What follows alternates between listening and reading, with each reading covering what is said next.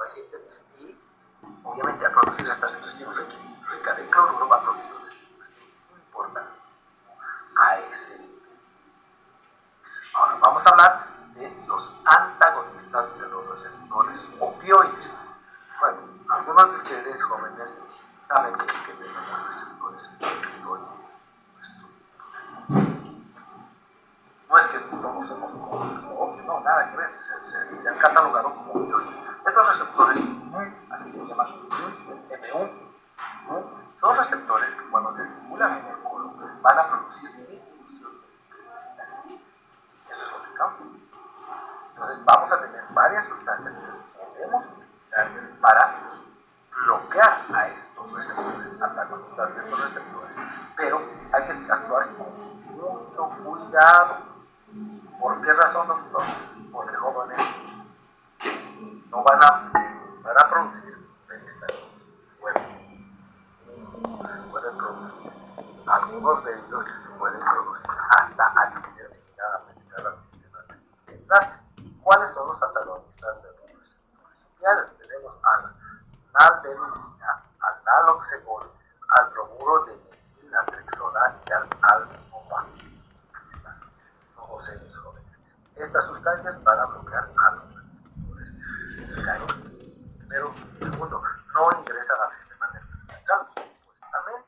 Las vías de administración pueden ser por vía oral, 5 horas antes de la cirugía, y posoperatorio cada 12 horas, y te pueden administrar incluso algunas por vía subcutánea. La dosis es de 0,15 miligramos kilogramo peso día, pero hay que tener mucho cuidado. Obviamente, por 2 días en esa dosis miligramo peso, pero hay que tener cuidado con estas sustancias porque pueden producirnos efectos cardiovasculares, jóvenes, y producirnos efectos muy severos y hay que tener control. Obviamente la adicción y todas esas cosas pueden suceder. Incluso puede haber, cuando ya no se administra, síndrome de abstinencia de los opioides. Pueden producir náuseas, dolor abdominal y diarreas. ¡Wow! Grave, ¿no? Ahora vamos a hablar de quizá el último grupo, que vendría a ser los antagonistas de los receptores de histamina 5 o estimuladores, los bloqueadores de serotonina, porque 5-hidroxitriptamina, este acápite se llama serotonina. No se olviden que la serotonina estimula las fibras aferentes de la mucosa, lo cual va a producir una estimulación a nivel del gel de la calcitonina, lo cual va a favorecer la peristalsis. O sea, estas sustancias al bloquear esto estimulan al gel de la calcitonina y van a producir peristalsis. Y obviamente van a producir una estimulación del colon por acetilcolina y la sustancia P, que van a estimular la contracción proximal del colon y van a relajar la porción distal del colon para que esto se produzca así el peristaltismo, el óxido nítrico, el péptido intestinal vasoactivo y todas ellas. ¿Cuáles son las sustancias de este tipo? Tenemos actualmente a la prucaloprida, de nombrecito. Antiguamente estaba el tagacerol, que ya se lo retiró, y la cisaprina. Su mecanismo de acción es ese, jóvenes, y mayormente hay que utilizar con mucho cuidado porque podemos producir a veces hasta dependencia y alteraciones y dependencia, o sea, de estas sustancias para que haya las deposiciones. Así son los laxantes. Entonces, hemos visto todos los grupos de laxantes. No entra dentro del grupo que estimula la motilidad del tubo gastrointestinal, porque esto es gastro, por favor. Este es solamente laxantes que actúan a nivel colónico. Y ahora vamos a ver lo opuesto. O sea, como había unas sustancias que estimulaban, ahora vamos a tener que ver las sustancias que van a inhibir la diarrea, o sea, van a inhibir las deposiciones a la macana. Son varias sustancias, jóvenes. La diarrea leve a moderada es una diarrea que requiere tratamiento, pero no en casos de que sea diarrea por infecciones o diarrea sanguinolenta que tenga dentro de sí restos de sangre. Pacientes que tienen signos de infección gastrointestinal, fiebre alta, dolor abdominal, náuseas, vómitos, hay que parar la oreja, no se puede dar eso. Diarreas, o sea, disenterías, que se denomina así, a la diarrea consanguinolenta. Y como antidiarreicos podemos utilizar en el síndrome de intestino irritable, en la etapa inflamatoria, o sea, en la etapa de diarrea, y en el síndrome de intestino inflamatorio. Hay varias sustancias que podemos utilizar. Aquí están todas ellas. La primera de ellas, los agonistas opioides. O sea, hemos visto que si estimulamos al receptor mu opioide, se va a producir una disminución del peristaltismo. Entonces, estas sustancias van a inhibir al nervio presináptico, tanto submucoso como mientérico. O sea, inhiben a los plexos mientéricos submucosos, pero presinápticamente. Entonces, al enlentecer el peristaltismo, vamos a tener mayor absorción de sodio, pero principalmente de agua a nivel del colon. Y van a disminuir el reflejo gastrocólico que favorece el vaciamiento gástrico. Dentro de estas sustancias, aquí tenemos a la loperamina, que es una sustancia que se puede administrar por vía oral, principalmente de 2 miligramos hasta 4 miligramos 1 a 2 veces e incluso 4 veces al día, jóvenes. ¿Entendido? Supuestamente no ingresa al sistema nervioso central y no produce dependencia. Luego tenemos otra sustancia que es el difenoxilato.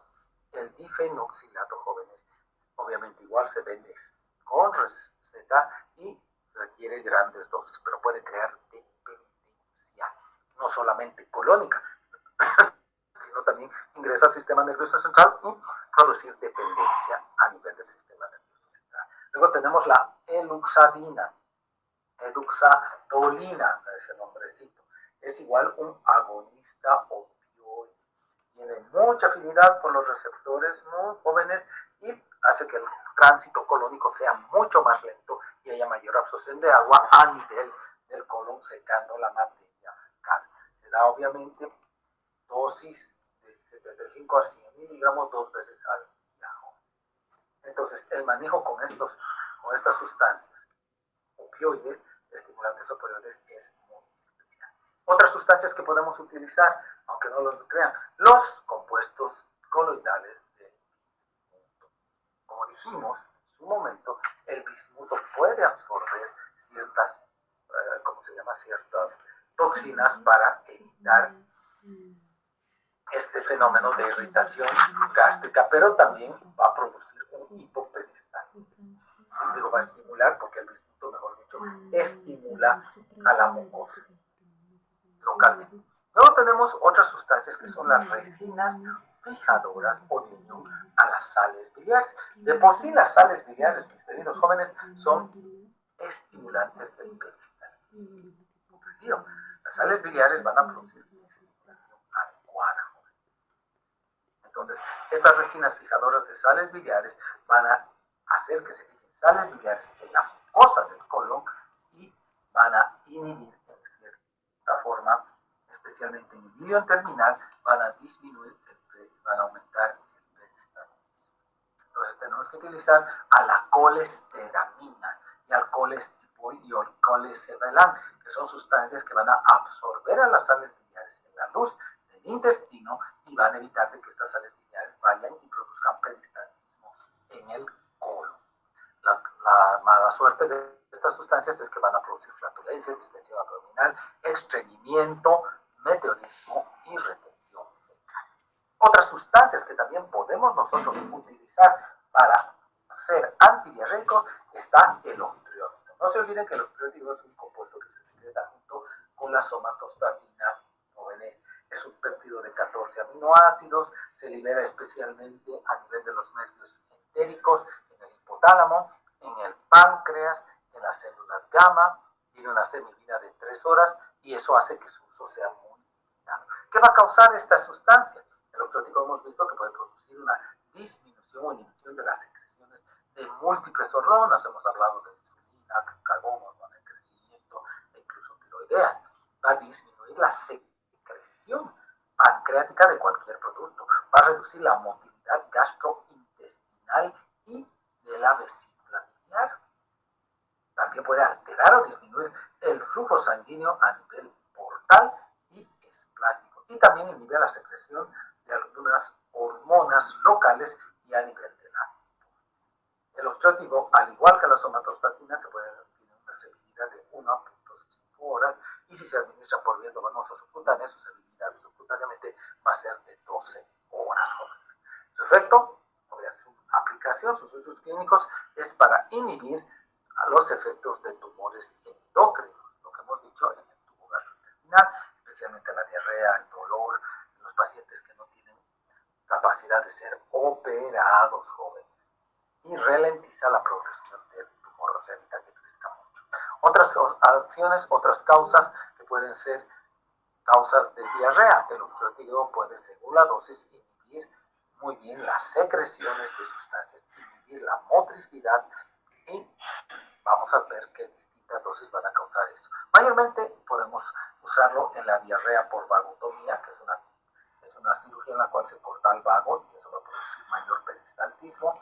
En el paciente que tiene VIH pero está en etapa SIDA, o sea, en la parte sindrómica, donde va a tener bastante diarreas. En el síndrome de intestino corto, después de que se ha operado, puede ser muy corto el intestino, para estimular el peristaltismo del intestino delgado y evitar la proliferación bacteriana abundante. Otros efectos o usos que tienen es en las fístulas pancreatocutáneas o en las fístulas pancreatogástricas, jóvenes, y en tumores de la hipófisis. O sea, se puede utilizar esta sustancia en varias cosas. Lo malo de esta sustancia es que puede producir unos efectos adversos como ser esteatorrea, déficit de vitaminas porque no se van a absorber bien las vitaminas, puede producir lodo biliar y la formación de cálculos biliares e hipoglucemia.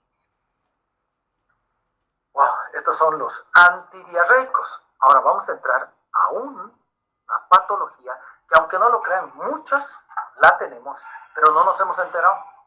¿Cómo así, doctor? Aunque no lo crean, muchos la tenemos, pero no nos hemos enterado. Wow, ¿y a qué se debe esto? Por el estrés. Es lo que denominamos la famosa enfermedad del síndrome del colon irritable, o como ahora le dice el libro, síndrome de intestino irritable. Yo le he puesto colon irritable porque la mayoría se ubica en eso, pero vamos a cambiarlo. Ahora se llama síndrome de intestino irritable. O sea que es todo el intestino, desde la boca hasta el pliegue del ano, que puede estar afectado. ¿Entendido? El objetivo del tratamiento de esta patología con estos fármacos es de mejorar el dolor y mejorar la función del colon. Mayormente se utilizan varias sustancias en el uso de este síndrome del intestino irritable. Algunas veces nosotros podemos utilizar varios tipos de sustancias. Incluso podemos utilizar a la loperamida, que es un antagonista de los receptores, ¿no?, para mejorar esto. Obviamente, eso es cuando hay diarrea. Y cuando hay estreñimiento, obviamente hay que disminuir el pujo, el tenesmo. Tal vez se tenga que utilizar una dieta más rica en fibras o laxantes de tipo laxantes de tipo osmótico. Obviamente, tenemos diarrea, tenemos estreñimiento, pero también esta enfermedad viene con un dolor abdominal terrible. Y el paciente puede tener etapas de depresión, o sea que hay que utilizar antidepresivos, puede ser la aminotriptilina o la disopiramina, pero algunos de ellos pueden afectar a las vías neuronales eferentes viscerales. Podemos utilizar los anticolinérgicos también, y sustancias que alteran la secreción de serotonina. Pero aquí están las que más utilizamos, estos tres grupos farmacológicos. El primero de ellos son los antiespasmódicos que hemos conocido. ¿Cuál es la idea de utilizar estas sustancias? Es de disminuir el dolor, aliviar el dolor, jóvenes. ¿Cuáles son estas sustancias? La diciclomina, la iosinamina, que se utiliza muy poco este grupo, casi siempre se trata de evitar utilizarlos. Entonces estamos hablando de atropina, escopolamina, todos ellos. Mayormente se pueden utilizar dosis bajas para regular el efecto autonómico de hiperperistaltismo y dosis altas con un efecto bloqueante. Luego tenemos a los antagonistas o bloqueadores de los receptores de serotonina o 5-hidroxitriptamina. Hemos visto que estos receptores, jóvenes, pueden ser sensoriales, aferentes en un área extrínseca, pero también hay receptores centrales que pueden ser bloqueados y disminuir la respuesta eferente. Pero lo que más buscamos con estos bloqueadores es inhibir a los receptores periféricos en las terminaciones colinérgicas para que no sean estimulados y produzcan mayor peristaltismo. Mayormente estas sustancias actúan muy bien en el colon del lado izquierdo, que es donde más se va a producir la reabsorción y es donde más tiempo va a estar el bolo fecal ahí almacenado. ¿A cuáles tenemos de este grupo? Escúchame bien. Antiespasmódicos hemos dicho iosinamina, todos ellos se utilizan poco. Dosis bajas, simplemente para, que hemos dicho, para el efecto autonómico y dosis altas para inhibir en forma eficaz por un efecto local. Los antagonistas de 5-hidroxitritamina son los más utilizados en el colon, síndrome de intestino irritable. Y como dice su libro, jóvenes, este síndrome de intestino irritable, jóvenes, es más frecuente en las mujeres en una proporción de 1.75 a el varón. O sea, las mujeres tienden a tener más colon irritable. ¿Comprendido? Entonces, ¿cuáles son estas sustancias? La primera que apareció fue el alocetrón. Alocetrón, que fue la primera y es el más conocido de ellos. Se utiliza mayormente en situaciones de síndrome de intestino con diarreas graves. Luego tenemos al ondansetrón, al dolacetrón, al polacetrón, que también podemos utilizarlos, no solamente el ondansetrón, principalmente para prevenir vómitos y tratar vómitos, ¿entendido? No solamente contra el síndrome de intestino irritable fase adulta. Estas sustancias son antagonistas competitivos del receptor de 5-hidroxitriptamina. Se dan por vía oral y tienen una vida media de 1.5 horas y mediante sus fármacos, sus metabolitos y aparte lo que se encuentra unido, vamos a tener un efecto prolongado. Estas sustancias se transforman a nivel hepático y se eliminan por vía renal. Tienen una peculiaridad, se disocian muy lentamente del receptor, lo cual va a hacer que su efecto dure más. ¿Cuáles son las aplicaciones clínicas de estas sustancias antagonistas o bloqueadores de los receptores de 5-hidroxitriptamina? Mayormente utilizamos en las mujeres cuando tienen el síndrome de intestino irritable con diarrea grave. Se puede utilizar 1 miligramo por vía oral cada 12 o cada 24 horas y eso va a disminuir el peristaltismo, los dolores cólicos y la sensación de necesidad de ir a defecar a cada rato, o sea, el pujo que tiene. No son muy efectivos en el varón, pero sí muy efectivos en las mujeres, debe ser por hormonas. Ahora vamos a hablar de otro grupo de fármacos que vamos a utilizar en el síndrome de intestino irritable. ¿Y cuál es este? El activador de los conductos de cloro. ¿Por qué? Porque como les he dicho, estos utilizamos cuando el paciente está con diarrea, pero esto vamos a utilizar cuando el paciente está exprimido, jóvenes. La lipoprostona, que dijimos que era una de las más utilizadas, pero ahora está la nidaclotina y la plecanatide, que son antagonistas de la guanina ciclasa. ¿Qué es lo que van a hacer, jóvenes? Mayormente pueden actuar en el intestino delgado y en los conductos de cloro tipo 2, que eso están produciendo estreñimiento en las mujeres. Entonces vamos a producir, ¿qué cosa? Que se secrete mayor cantidad de ese líquido rico en cloro irritante, jóvenes. La dosis son 8 microgramos cada 12 horas y se puede utilizar en el embarazo. La macana es que estos activadores del conducto de cloro son muy caros, como dice tu libro, y muchas veces vamos a tener que tener mucho cuidado para manejarlos. ¿Entendido? Ahora, vamos a hablar de otro grupo de fármacos que actúan a nivel gastrointestinal y son los antieméticos. Los antieméticos, jóvenes, son contra el vómito, por favor, no se olviden. Y hay varias patologías que pueden producir vómitos, desde, podríamos decir, quimioterapias, la quimioterapia, algunos fármacos que tienden a producir eso. También, personas con la hiperemesis gravídica también vamos a tener que utilizar sustancias que son contra la emesis, jóvenes. No nos olvidemos que el bulbo, en el bulbo se encuentra el área emética, jóvenes. Pero el bulbo tiene esa zona emética, interactúa con los pares craneales 8 y el par craneal 10. Y eso va a hacer que haya una interacción tanto visual como vestibular, jóvenes. Primera cosa. Segunda cosa, esta área tiene receptores muscarínicos 1, histamínicos 1, neurocidinas 1 y 5-hidroxitritamina o de serotonina. O sea, esos 4, como he dicho, histamina, muscarina, neurocinina y 5-hidroxitritamina, que son los que están en esa área emética.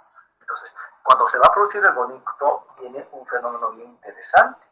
Primero, la zona hemetógena, M, de emesis, jóvenes, está asociada a los quimioreceptores en varios lugares de nuestro organismo, pero principalmente en la quimioreceptor del cuártulo ventrículo, acá en el sistema nervioso central. Esa área no está cubierta por la barrera hematoencefálica, entonces tiene capacidad de ser estimulada por quimioreceptores. Además tenemos a los receptores D2 y los receptores opioides K5 y 5-hidroxitriptano. En segundo lugar, el sistema vestibular, principalmente asociado con el VAR8, va a tener receptores muscarínico 1 y histamínico 1. Y la presencia de fibras aferentes, vagales y medulares van a estimular que la serotonina sea el neurotransmisor más empleado. Entonces vamos a hablar del primer grupo que vamos a utilizar como antieméticos. Son los antagonistas de la serotonina o de la 5-hidroxitriptamina. Entonces, antieméticos contra el vómito.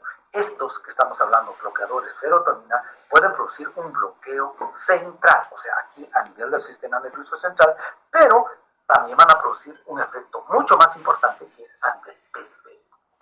¿Entendido? Estas sustancias van a disminuir, alterar el estímulo vagal. ¿Y cuáles son estas sustancias? El famoso ondansetron, el ganisetron y el dolasetron. Estas sustancias se administran por vía oral y por vía endovenosa. Sus vidas medias oscilan entre 8 y 9 horas y se puede administrar una toma cada día. ¿Entendido? Ondansetron, ganisetron y dolasetron. Antieméticos que van a bloquear los receptores de serotonina. Y el palacetrón, que tiene una vida media de 40 horas, se da por vía endovenosa. Todos ellos se metabolizan por vía hepática y su excreción es por vía renal. ¿En qué vamos a utilizar estas sustancias? Ondansetron, ganisetron, dolasetron, palacetrón. Mayormente vamos a utilizar uno en la presencia de náuseas, vómitos, después de la quimioterapia. Ese es uno de sus usos más importantes.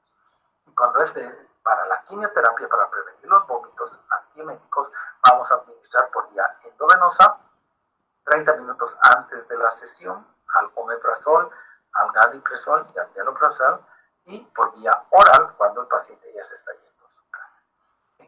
¿Qué más vamos a utilizar? Aplicaciones químicas, náuseas y vómitos post-quimioterapia. Segunda aplicación química, náuseas y vómitos post-operatorios, después de una cirugía y por radioterapia. ¿Entendido? Pueden aparecer algunos efectos adversos como ser mareos, estreñimientos, fíjense bien por favor, incremento del intervalo QT, o sea que vamos a tener arritmias cardíacas y eso se traduce en la torsadez de Pointes. Recuerden que se ha llevado eso, muy bien, aquí es donde van a actuar estas sustancias. Wow, doctor, qué interesante, para que vean.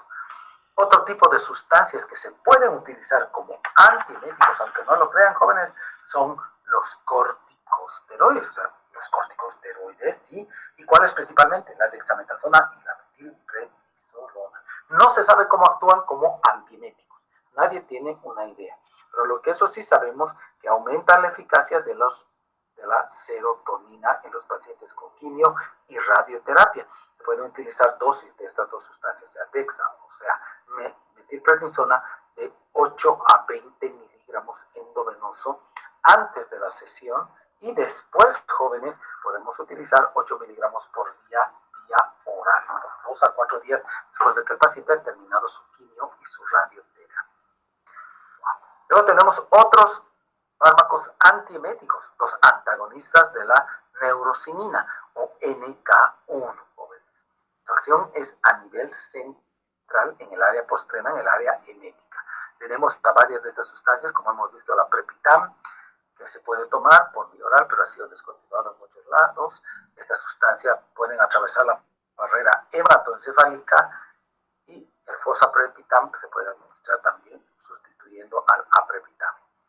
Las sustancias se biotransforman en el hígado, interactúan muy bien con las citocromas de 450 y tienen una vida media de 12 horas. ¿En qué vamos a utilizar estos receptores antagonistas de los receptores de neurocinina? Primero, jóvenes, vamos a utilizarlos en que, junto con los corticosteroides, para el tratamiento de la quimioterapia y de la radioterapia. Hay que administrar. Se tiene que administrar una hora antes de las comidas y se tiene que administrar 80 miligramos luego por vía oral. ¿Cuáles son los efectos adversos de estos antagonistas de los receptores de neurocinina? Como actúan centralmente, fatiga, mareos, diarrea, inhiben la biotransformación de otros órganos. Ahora vamos a hablar de otras sustancias, las benzodiazepinas. fenotiazidas y las butirofenonas, que son sustancias que son antipsicóticos principalmente, pero se ha visto que tienen efectos antieméticos y sedantes, o sea que al paciente lo van a tranquilizar y van a ser antieméticos. Mayormente estas sustancias bloquean al receptor dopamina y eso va a causar su acción de tipo antiemético. También puede bloquear a los receptores de muscarina. Esta sustancia tiene una actividad sedante, las fenotiazidas y las butirofenonas, por lo tanto se pueden asociar en algunos casos en pacientes que tienen alteraciones del comportamiento. Otras sustancias que se pueden utilizar son la duoclorpersina, la prometacina y la dietilpiperacina, que son derivados fenotiazídicos, y de las butirofenonas el famoso droperidol. Este droperidol se da por vía oral y tiene un efecto muy importante bloqueador de los receptores de dopamina, pero central. Hay que tener eso en cuenta con el droperidol. Estas sustancias vamos a utilizar por vía endovenosa, por vía intramuscular, incluso el droperidol por vía oral, para tratar náuseas, vómitos, pero principalmente de característica postquirúrgica. También se puede utilizar en la neuroleptoanestesia, o sea, la anestesia controlada cuando no se requieren muchos medicamentos. Aparte de eso, para mantener la anestesia general y sus efectos tóxicos por bloquear estos, los antagonistas de butirofenonas, por bloquear a los receptores DOPA, va a producir síndromes extrapiramidales y pueden prolongar el intervalo QT, que son sus dos efectos más importantes, producen extrapiramidales y prolongan el QT produciendo la torsade y pontes. Eso es lo que vamos a tener en cuenta. Wow, doctor. Yo pensé que solo se le ponía metoclopramida. No, ahora vamos a hablar de la metoclopramida. Es del grupo de las benzamininas sustitutivas. Está la famosa metoclopramida y la trimetobensamina. Estas sustancias son bloqueadores de los receptores DOPA y bloquean a los receptores antihistamínicos. La metoclopramida